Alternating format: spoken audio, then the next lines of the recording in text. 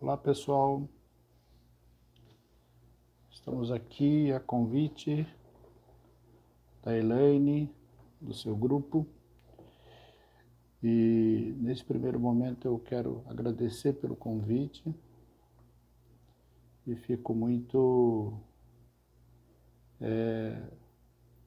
feliz por ter essa oportunidade de falar um pouco com vocês sobre esse tema que para mim é muito importante,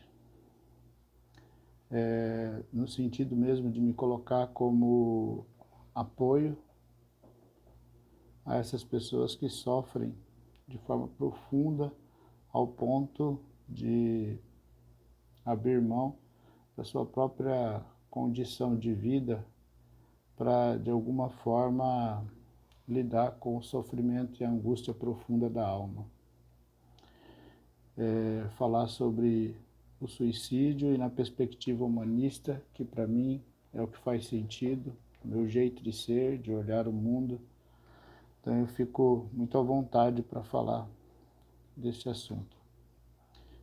Também fico bastante feliz e realizado, pois também sou um salesiano, e aí já entro aqui num lugar de apresentação.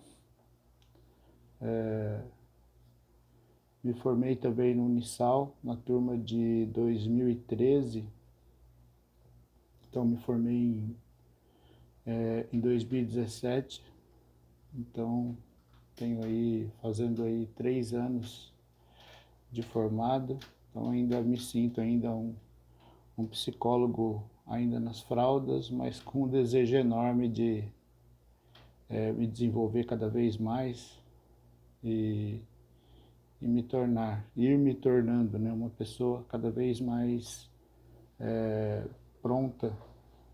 A gente nunca se sente pronto, mas o desejo é que cada vez a gente vai se tornando cada vez mais pronto, com ferramentas para poder servir de apoio ao sofrimento da pessoa humana. Continuando me apresentar um pouco, né? Nem falei aqui meu nome. Meu nome é Cláudio Isidoro.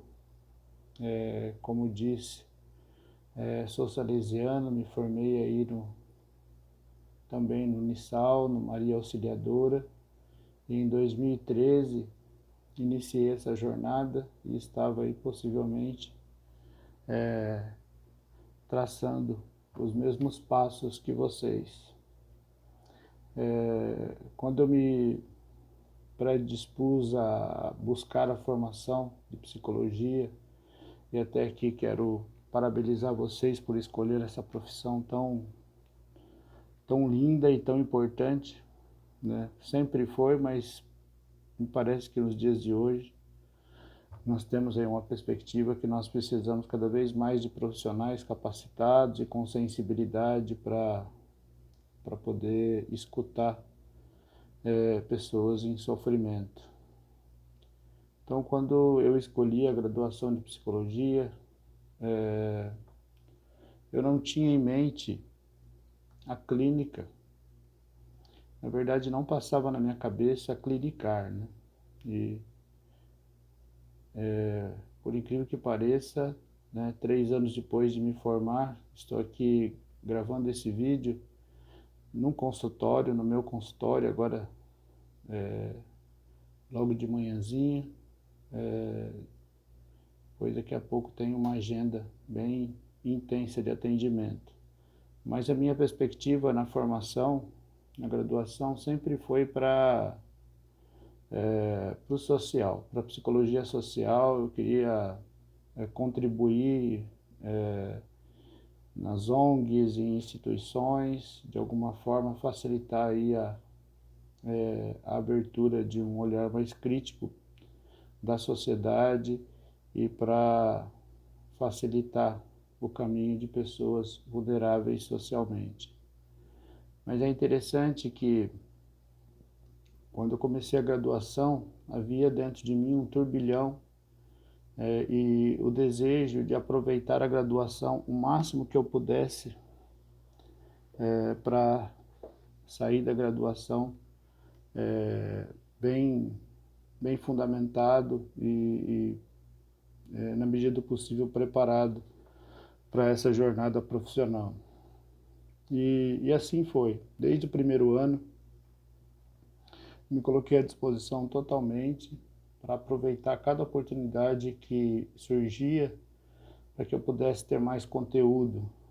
Então, toda palestra, toda referência de leitura, né, toda oportunidade que me aparecia, eu estava lá desejoso de aprender, ávido por mais conhecimento, e assim marcou bastante a minha graduação, desde o primeiro momento que me assentei aí na primeira sala, lá no início do corredor da psicologia. E foi uma caminhada bem intensa, né, de procura e busca. E é interessante que quando chegou a hora dos estágios, aí no terceiro ano, no estágio básico, eu procurei fazer o estágio básico num lugar onde eu fosse confrontado. Então, procurei um lugar que para mim, naquele momento, me parecia ser um desafio. Fui para um hospital psiquiátrico, buscar minha primeira oportunidade de estágio, e eu lembro que eu fiquei muito feliz quando o hospital abriu uma porta para que eu estivesse lá fazendo estágio. Fiquei muito feliz na assinatura da autorização para o estágio. E foi 1 ano e meio de estágio básico no hospital psiquiátrico, muito válido e muito relevante para mim, porque eu vi casos que normalmente a gente só vê nos livros, em alguns artigos. E foi tão bom para mim que desde então eu permaneço no hospital, agora como conselheiro da diretoria, faço parte do conselho administrativo do hospital como primeiro secretário, e encontramos o espaço para continuar esse trabalho. Agora no hospital é uma das funções que eu tenho, além do atendimento da clínica, e também faço parte do Conselho de Saúde de Americana, representando também o hospital. E qual foi o meu encontro com a clínica, né? Gostaria de explicar isso para vocês, que faz parte aqui dessa minha fala. No estágio clínico, eu tive a oportunidade também de me envolver com plantão psicológico. Na época, a minha professora, a minha orientadora, dentro da perspectiva humanista, a doutora Ticiana Paiva de Vasconcelos, ela abriu a possibilidade de desenvolver o serviço de plantão psicológico aí no SPA do Unisal, e desde o primeiro momento me coloquei à disposição, porque eu olhava para o plantão psicológico como uma oportunidade de uma psicologia acessível no aqui e agora das pessoas, né? Não quero falar aqui sobre o plantão, mas você pode pesquisar um pouquinho sobre esse tema. Para quem tem interesse no atendimento das emergências, o plantão ele é uma ferramenta muito importante aí para que nós possamos nos aprofundar e se colocar à disposição. Mas eu fiz plantão psicológico tanto aí no SPA do Unisal, né? E o plantão ele tem essa característica de estar disponível no aqui e agora das pessoas. Normalmente é um atendimento sem horário de duração, né? Sem um tempo de duração. Então, o atendimento de plantão ele pode ser 15 minutos, como pode ser 3 horas e meia, 4 horas de atendimento, dependendo aí da demanda do cliente. E também eu fui fazer plantão numa instituição em Campinas, chamada Instituto Padre Haroldo, que é uma instituição de apoio a pessoas que têm dependência de substâncias psicoativas. Eu ficava fazendo plantão de sexta-feira de estágio, após o almoço, numa fazenda, onde tinha normalmente de 80 a 100 pessoas num processo de recuperação, e somente com uma psicóloga. Então nós íamos de sexta-feira, e quando chegávamos na fazenda, né, o psicólogo da instituição perguntava para o grupo quem queria ser ouvido por um psicólogo, e era impressionante, né, que no grupo parecia assim, aquele levantar das mãos, assim, como se eu quero ser, eu preciso do atendimento. E era muito intenso, porque nós chegávamos lá na fazenda mais ou menos 1h30 da tarde, e tínhamos que sair de lá 4h30, e às vezes tínhamos que sair porque nós íamos de van, era numa zona rural de Campinas, quase chegando em Pedreira, então só tinha van para a gente se locomover, e às vezes nós saímos 4h30 e ainda tinha várias pessoas para ser atendidas, mas a gente tinha que ir embora e esperar para a próxima semana. E junto também com o plantão aí no SPA, foi aí que eu tive um encontro com a possibilidade da clínica, porque atendendo no plantão, eu me encontrei na clínica e desenvolvi, né, toda a minha profissão hoje voltada para clinicar. Então, só explicando um pouquinho aí para vocês, né, sobre aonde eu estou agora como profissional. Eu saí da graduação, como sempre a gente acha que a graduação ela é suficiente, embora para mim foi muito importante, porque eu mergulhei muito na graduação para aproveitar o máximo que eu pudesse nos estágios, nas palestras. Depois fui me colocando à disposição como representante discente também, ajudei a organizar a Semana da Psicologia, palestras de aula inaugural, e foi bem proveitoso. Mas saindo da graduação, eu já entrei num curso de formação clínica, porque nós vemos, apesar de eu ter uma oportunidade enorme de ter professores bem gabaritados, como a professora Norma, como a própria Ticiane e outros professores nessa linha, que para mim é o que faz sentido, né, o meu jeito de ser, que é esse olhar mais humano. Eu não me sentia totalmente preparado. Saindo da graduação, já fui fazer um curso de formação de atendimento na clínica. Então hoje eu tenho formação de atendimento na clínica, como também fui buscar formação para psicopatologia na visão humanista. Também me formei buscando essa formação em atendimento de grupo familiar, atendimento de casal, e agora estou já no final de uma pós-graduação do tema de suicidologia, processos autodestrutivos, doenças autoimunes e o luto. Então estamos aí já na reta final de um curso de pós-graduação. Então, só para vocês saberem um pouquinho, né, sobre quem é essa pessoa aqui que está falando com vocês. Mas apesar de toda essa busca de formação, de ferramentas, eu escolhi a psicologia porque desde sempre eu sou um apaixonado por pessoas, por escutar pessoas, por atender ao sofrimento que as pessoas têm no profundo aí das suas emoções, da sua alma.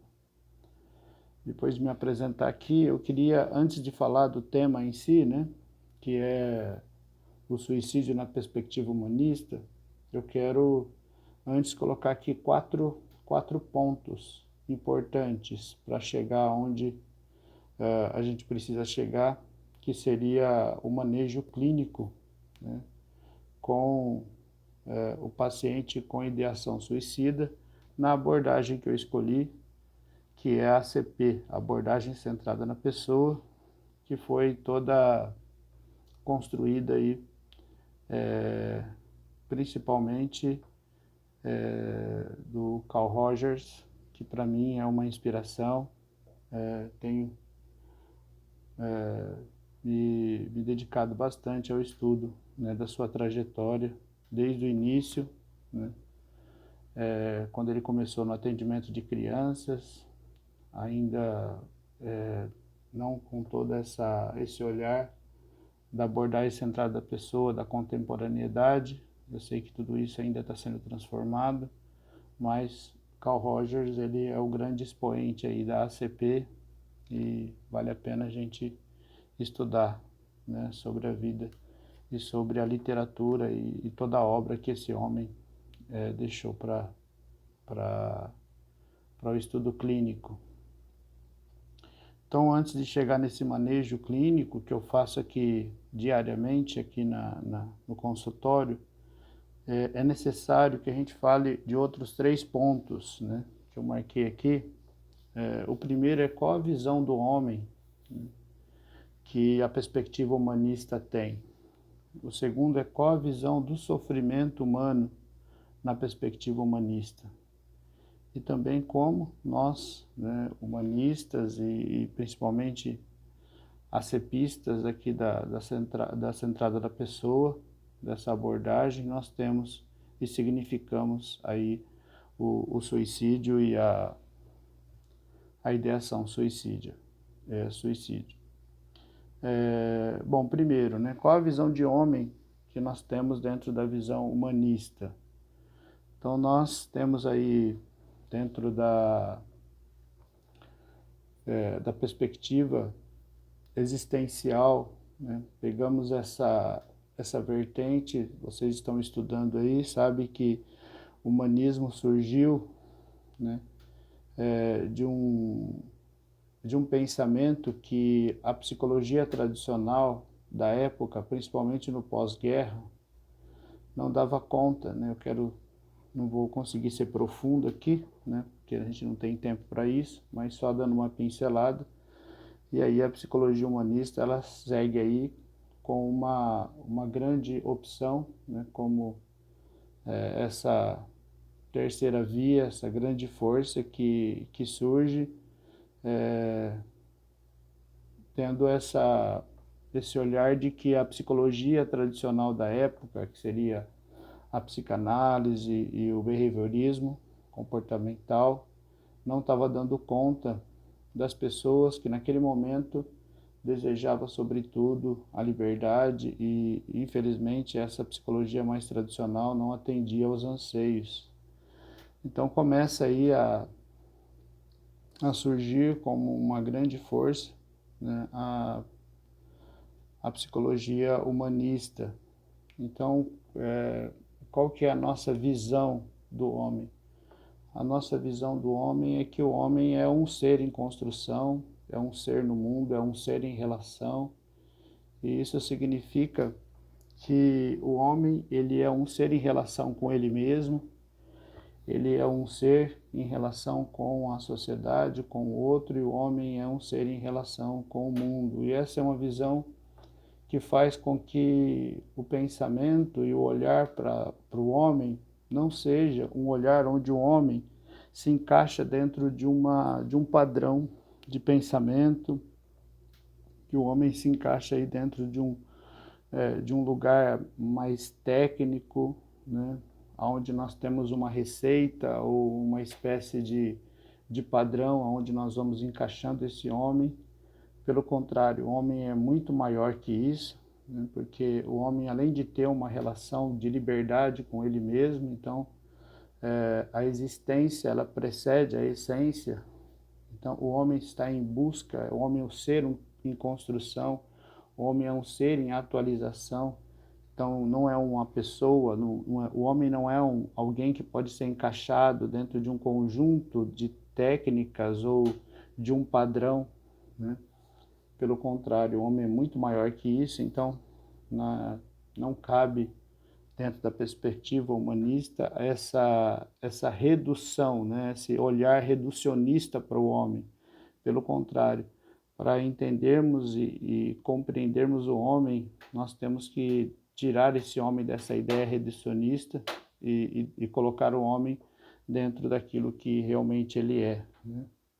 Um mundo vasto de situações. Então, a visão, né, humanista do homem é uma visão muito mais ampla do que simplesmente usar técnicas e, de alguma forma, reduzir essa perspectiva do ser humano. E uma questão importante também é que, dentro da perspectiva humanista, o homem ele busca essa liberdade, né? O homem tem anseio pela liberdade, ele é capaz de fazer suas próprias escolhas. Então, não cabe a nós colocar o homem dentro de uma ideia de limitação, né? Onde o homem ele vai ser limitado ou pelo seu inconsciente. Então, o homem ele passa a ser escravo do inconsciente ou ele passa a ser escravo, né, do meio onde ele vive. Então, essas duas perspectivas, tanto de uma visão mais psicanalítica, né, onde o homem ele é escravo do seu inconsciente, ou ele é de alguma forma limitado pelo inconsciente, ou ele é limitado na visão mais behaviorista do comportamento, ele é limitado pelo meio em que ele vive, embora o meio é importante para a perspectiva humanista, porque se trata aí de um lugar também de formação, ele não tem esse poder para limitar o homem dentro dessas contingências, né? O homem é livre, inclusive quando ele não escolhe, porque ele também escolhe não escolher. Então, não faz sentido para nós esse encaixotar do homem. Então, nós colocamos o homem dentro de uma perspectiva de liberdade, né? Só para a gente pensar aí qual é a nossa visão de homem. Eu estou sendo aqui muito superficial, mas por isso que nós temos um olhar muito mais amplo, né, para o homem em relação a ele mesmo. Então, o homem é um ser em relação com ele, o homem é um ser em relação com a sociedade, com o outro, e o homem é um ser em relação com o próprio mundo. Então, dentro dessa perspectiva humana do homem, qual a visão que nós humanistas temos sobre o sofrimento do ser humano? Então, nós olhamos o sofrimento da pessoa como uma oportunidade de atualização. Então, não cabe a nós a rotulação. Então, nós não estamos aqui para rotular o homem, né, ou para colocar o homem numa condição limitada. Então, nós olhamos o sofrimento do homem como uma busca pela saúde. Uma das coisas importantes em relação à perspectiva humana é que o homem está sempre em busca da saúde, não da doença, né? Então, nós olhamos para a ansiedade, para a depressão, ou para qualquer outro tipo de sintoma, como uma oportunidade que o homem tem de atualização ou de superação. Então, não cabe a rotulação, né, porque a nossa perspectiva não é para a doença, a nossa perspectiva é para o auxílio da pessoa em sofrimento. Então, nós não simplesmente ficamos olhando para o sofrimento da pessoa, reduzindo o homem a esse sofrimento, mas nós temos um olhar muito mais amplo, né, para esse homem como um todo. Então, nós não rotulamos. É claro que dentro da clínica nós temos uma fala direta com o psiquiatra e todo com o tratamento, mas nós temos um manejo para falar com o psiquiatra, porque a maioria desse olhar psiquiátrico é para a rotulação, é para as patologias, mas nós fazemos esse tipo de conversa de forma muito tranquila com o psiquiatra, mas a nossa perspectiva dentro da clínica é para compreender o homem de maneira muito mais profunda, para além, né, dessa própria rotulação e essa marca da doença, né? E como nós significamos a questão do suicídio.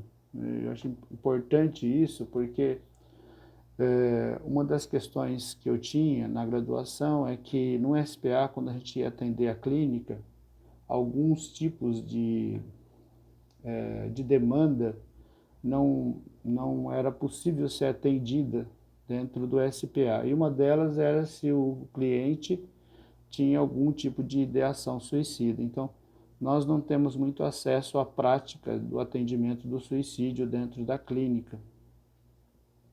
É interessante que nós não temos esse acesso, né, na clínica, então não temos a oportunidade, embora no plantão psicológico a gente acabou lidando bastante com a questão de ideação suicídio, porque isso aparece demais, né, no atendimento do plantão, que é um tratamento que visa o aqui e agora, ou seja, a emergência, né, o pronto atendimento. Então aparece muito ideação suicida, mas de forma geral na clínica não era possível a gente atender. Bom, nos formamos, né, um momento de alegria, né, vamos lá no CRP buscar a nossa carteirinha e abrimos o nosso consultório. Aí, primeiro dia de atendimento, primeira semana de atendimento, o que surge aqui? A demanda e ideação suicida. Então, acredito que nós temos que aproveitar essa graduação para nos aprofundar em temas também que, infelizmente, até, né, pelo protocolo do SPA, não é possível o atendimento de algumas coisas mais agudas, mais graves. Mas, enfim, essa é só uma falta que eu vi na graduação, mas aí eu fico feliz, por quê? Porque nós temos a possibilidade de falar disso aqui logo no primeiro ano, né? Então, dentro dessa visão de homem, dessa visão de sofrimento que eu aqui passei, meio que superficial para vocês, como nós vemos a pessoa com ideação suicida, né? E aí entra aqui da questão mais da abordagem centrada da pessoa, que tem 3 atitudes que é muito importante aqui, né, para o ACPista ou para o psicólogo. A aceitação incondicional do cliente. Então, quando o cliente chega dentro desse sofrimento profundo, com ideação suicida, é necessário que nós venhamos nos despir de todo tipo de julgamento e todo tipo de compreensão superficial e de simplesmente olhar para a fala da pessoa. Então, enquanto a pessoa está falando, nós sentimos aqui um grande apreço por essa pessoa e nós queremos aceitar essa pessoa de forma incondicional. Então, o sofrimento dela por si só não nos assusta, porque nós não estamos olhando simplesmente para a fala dela, nós estamos olhando para um lugar muito mais profundo, aquilo que está fora do seu campo de experiência, que é aonde está a dor dessa pessoa, por que ela está sofrendo de forma tão profunda ao ponto de abrir mão da sua própria vida. Então, essa primeira atitude do psicólogo de ter uma aceitação, uma aceitação incondicional ou sem condição, né? Nós simplesmente aceitamos aquele cliente, faz com que ele se sinta à vontade para falar de um assunto que normalmente é muito difícil de falar com outras pessoas. Por quê? Porque no senso comum, quando escutamos uma pessoa com ideação suicida, nós temos essa forma de lidar muito superficial, né? E tentamos falar, nossa, como você está falando de suicídio, você tem tudo, você é tão bonito, você é tão bonita, você tem isso, você tem aquilo. Não, não é isso, né? Essa pessoa está em sofrimento e normalmente a gente percebe que a pessoa com ideação suicida, ela limita a sua visão, né? Ela fica com uma visão de túnel, né? Uma visão limitada, ela só enxerga a possibilidade da morte, porque na verdade ela não quer morrer, ela quer viver, mas ela quer viver sem o sofrimento, porque ela almeja essa liberdade. Então nós nos despimos dessa não aceitação para buscar aí um olhar muito mais profundo. Então nós aceitamos ele da forma como ele está, né? E o segundo olhar nosso, do acepista, do centrado na pessoa, é ter uma compreensão empática. O que nós queremos? De forma profunda, compreender o porquê que essa pessoa está passando, né, por esse momento. Então nós queremos ir muito mais profundo do que essa visão mais superficial, né? E aqui tem uma questão importante que dentro da ACP, né, se fala bastante, até de uma forma às vezes confusa, sobre o psicólogo não ser diretivo, não pode ter uma diretividade, né, na sua abordagem, mas isso é um assunto a ser estudado, porque o ser não diretivo não significa que o psicólogo não possa intervir de alguma forma. Então, ter uma compreensão empática é também no sentido de ser um facilitador para que essa pessoa possa, de alguma forma, ver aquilo que ela não está percebendo nesse momento de sofrimento. Então, nós precisamos mergulhar dentro dessa compreensão empática, ou seja, começar a sentir também o quanto essa pessoa está sofrendo, né? E é necessário que nós venhamos chegar o mais perto possível da dor da pessoa, para que nós possamos ser mais assertivos aí no atendimento, né?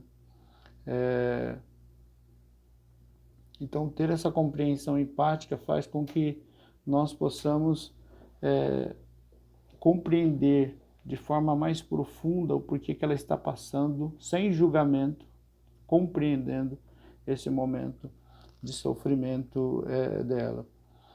E eu gosto assim de olhar para a pessoa que tem a ideação suicida, e nós, né, colocamos como uma escala, né, que vai desde uma ideia suicida que passou na cabeça dela, nós tabulamos isso como S1, né, a primeira fase, ou uma fase onde a pessoa já faz um tempo que está com essa ideia e ela já está meio que pesquisando como faz isso, já está se interessando como ela poderia, né, ter esse lugar do suicídio, né, de se matar. Então ela vai pesquisar como pode fazer isso. Isso já está dentro de um S2, até o ponto dela já ter comprado a corda, já ter escolhido algum tipo de método. Então ela está muito perto disso, que é o S3. Então nós vamos percebendo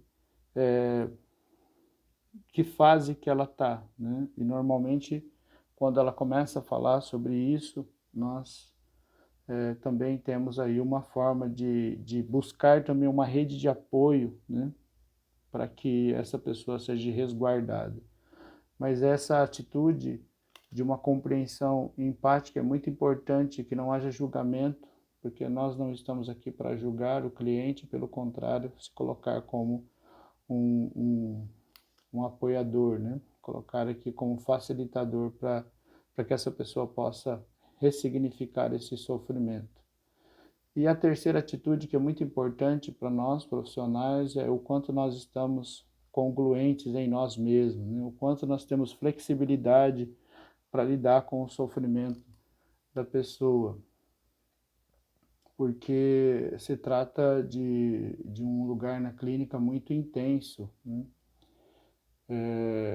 Um atendimento, eu atendo aqui por estar no hospital, tenho vários clientes que estão em tratamento em relação à ideação suicida, a ter esse pensamento de autodestruição e até, né, de automutilação.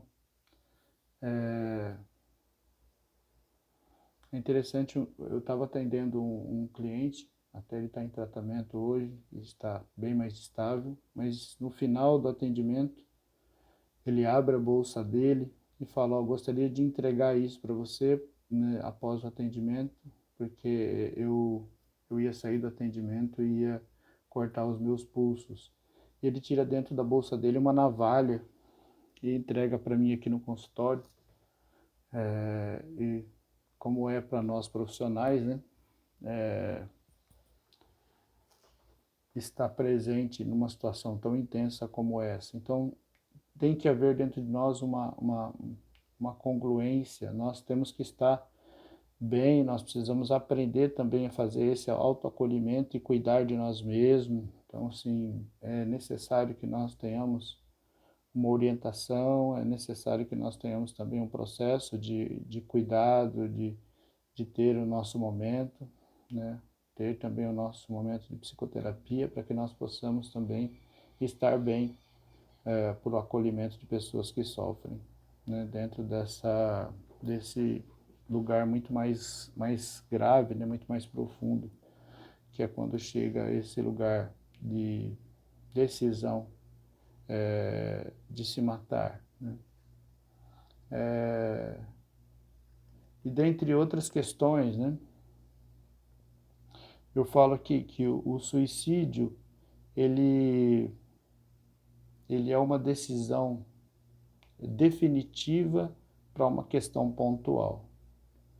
Então, o suicídio é uma decisão definitiva para uma questão pontual. Quando a pessoa chega aqui com essa ideia, eu não sei se vocês já viram, tem uma corda que chama corda de sisal, é uma corda grossa que ela é feita de vários fios, né?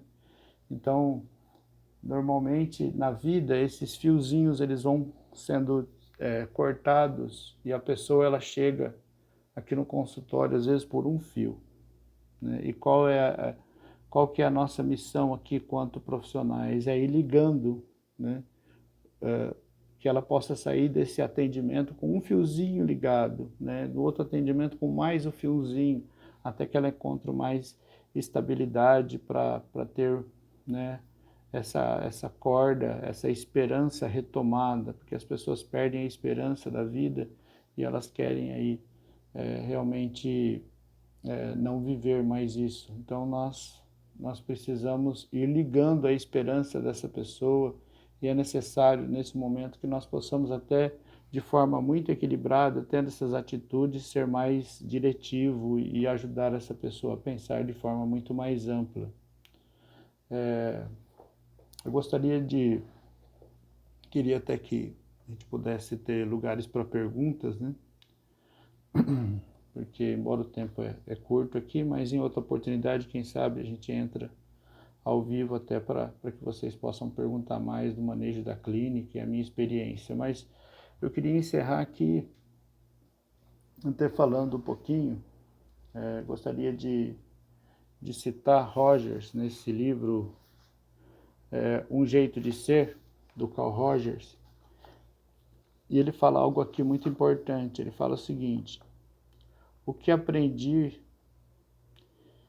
a dizer é que em nosso trabalho como terapeutas e facilitadores centrados na pessoa, descobrimos atitudes comprovadamente eficientes na promoção da mudança construtivas na personalidade e no comportamento dos indivíduos, ou seja, essas atitudes que eu falei, né, de aceitação incondicional dessa pessoa, desse cliente, uma compreensão empática e também o quanto nós estamos congruentes e quanto nós estamos bem para atender. Então, esse tipo de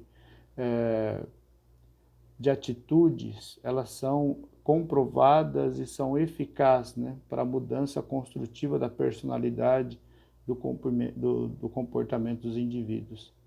Agora ele coloca aqui, quando um ambiente empregado dessas atitudes existe, as pessoas desenvolvem uma maior autocompreensão, uma maior autoconfiança, uma maior capacidade de escolher os comportamentos que terão.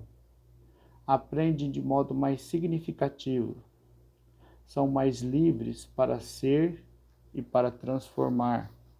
Então as pessoas elas vão ter esse momento de sofrimento não como um momento de desistência. A gente fala que o suicídio não é necessário um ponto final diante da situação que a pessoa está passando.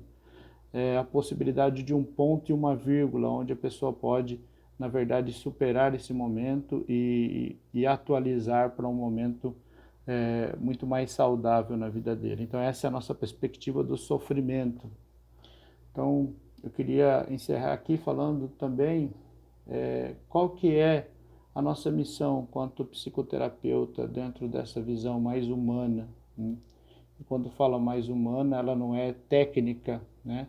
Tecnicocêntrica, né? A gente não tem enfiar o homem dentro de uma visão mais técnica. Não. Qual que é aqui o nosso lugar como facilitador? Eu uso uma comparação que a minha orientadora, até ela usou para escrever vários artigos dela, que é quando uma pessoa ela vai, né, escalar o Monte Everest. E o Monte Everest ele é muito simbólico, né? Ele é o topo do mundo, então traz muito essa ideia do quanto nós podemos desenvolver quanto pessoas nessa nossa trajetória humana. Então muitas pessoas vão lá para o Monte Everest para chegar nesse topo, no alto, no auge da sua própria vida. E nós temos essa ideia do dia a dia, né? Nós queremos ter uma vida de sucesso, uma vida de total desenvolvimento, um crescimento pleno. Então quando a pessoa ela vai escalar o monte, esse monte ele não pode ser escalado rápido, mesmo porque o ambiente é um ambiente bem hostil, e ela precisa também ir climatizando nas várias fases dessa escalada, porque a altura é muito intensa, né? São mais de 7.000 metros de altura, então é necessário que ela vá climatizando até para que o corpo possa estar preparado para esse nível de altitude. Então ela tem que escalar em várias fases e isso demora, há um processo. É importante que nós venhamos entender também que o homem é um homem em um processo, né? E essa pessoa ela vai chegar na base, né, dessa escalada, e ela vai precisar de muita bagagem para subir, ela vai precisar de bastante suprimentos, e existe no topo, né, até chegar no topo, todo um processo difícil de enfrentamento, mas ela vai chegar antes à base dessa montanha, e na base dessa montanha existe ali nativos que são chamados os Sherpas, pessoas que moram na montanha e sabem muito bem quais são os caminhos, quais são os atalhos e como sobe aquela montanha, porque eles vivem ali. E esses homens que vão, homens e mulheres que vão escalar essa montanha, eles vão contratar esses nativos, esses Sherpas, para subir essa montanha com eles como facilitadores, como apoio. E é interessante que esses Sherpas, embora eles saibam o caminho e tenham uma ideia sobre essa caminhada, eles não vão de forma nenhuma mostrar o caminho para esses homens, porque cada escalada é uma experiência pessoal e única. Mas esses Sherpas, eles vão servir, né, de facilitadores, e eles vão só intervir numa situação muito perigosa nessa escalada na companhia desses alpinistas. Mas qual é a função desses Sherpas? Esses Sherpas vão olhar para esses homens e mulheres que vão escalar, esses alpinistas que vão escalar esse monte, e vão falar assim: estou aqui para carregar a sua bagagem, estou aqui para carregar o seu peso, né? E eu penso assim, que cada pessoa que chega aqui no consultório é como se fosse um escalador, um alpinista da vida. E nós, como psicoterapeutas, nós vamos ser esses Sherpas. As pessoas vão vir cheio de bagagem, cheio de perspectiva, às vezes cheio de frustração, cheio de medo. E nós vamos falar para essas pessoas: me dá um pouco do seu peso, ou me dá toda essa bagagem. Eu quero carregar, eu quero ser companheiro seu nessa jornada. Eu quero estar aqui para ser o seu facilitador. Então, quero encerrar falando sobre isso, sobre a beleza de sermos facilitadores na jornada desse ser humano. Que todos nós possamos ser um Sherpa, né, para ajudar, né, de forma profunda o sofrimento do ser humano, sem julgamento, pelo contrário, mas ajudar a pessoa a continuar resistente. A base da resistência é a esperança, que nós possamos ser esse agente de reforçar a esperança no coração do ser humano. Fico aqui pensando que eu não consegui aprofundar em muitas coisas, mas pelo menos para que vocês tenham uma ideia do que é essa visão humanista no atendimento, né, do sofrimento humano, e a beleza que nós vemos quando uma pessoa ela começa novamente a ter acesso à esperança e começa a andar num caminho né, que é processual, mas um caminho onde a vida pode ser mais leve, onde nós possamos chegar a esse lugar, né, de um funcionamento pleno. Quero agradecer novamente a professora, agradecer a todos os meus colegas aí, continuamos nessa luta para estudar mais, para se preparar cada vez mais e que você, né, colega de profissão, possa ser um profissional que realmente possa ter um apreço por cada pessoa em sofrimento. Até mais e nos vemos aí pela vida. Muito obrigado.